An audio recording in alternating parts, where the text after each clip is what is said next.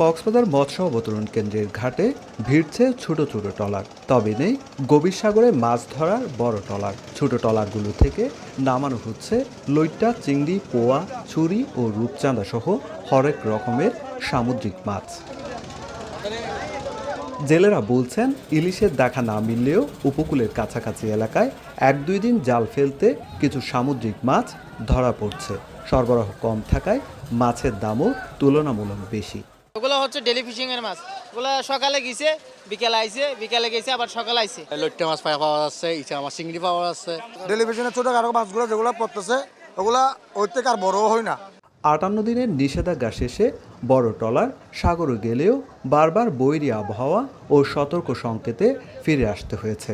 ব্যবসায়ীদের দাবি, সাগরে ইলিশের তীব্র সংকট থাকায় চাহিদা অনুযায়ী মাছ মিলছে না, ফলে অনেক ট্রলার অলস পড়ে আছে।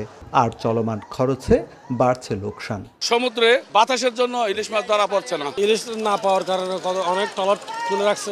ইলিশটা একদম পাওয়া যাচ্ছে না। অন্য যে মাছ পাওয়া যাচ্ছে, মাছ দিয়ে একটা ট্রলারের যে পরিমাণ খরচ হয়, এই পরিমাণ খরচটা আমরা বোট মালিকরা এটা পোষানো অসম্ভব হয়ে পড়ছে। ট্রলার মালিক ও ব্যবসায়ীদের আশা, বৈরী আবহাওয়া কেটে গেলে আগামী 2 থেকে 3 সপ্তাহের মধ্যে ইলিশের প্রকৃত মৌসুম শুরু হবে। বৈরী আবহাওয়ার কারণে ট্রলার স্থায়ীভাবে জাল ফেলতে পারছে না, বিদায় ইলিশের এই মৌসুমে ইলিশ এখনো শূন্য।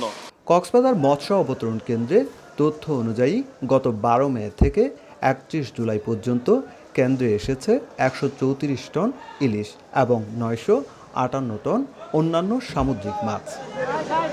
সুজাউদ্দিন রুবেল, সময় সংবাদ, কক্সবাজার।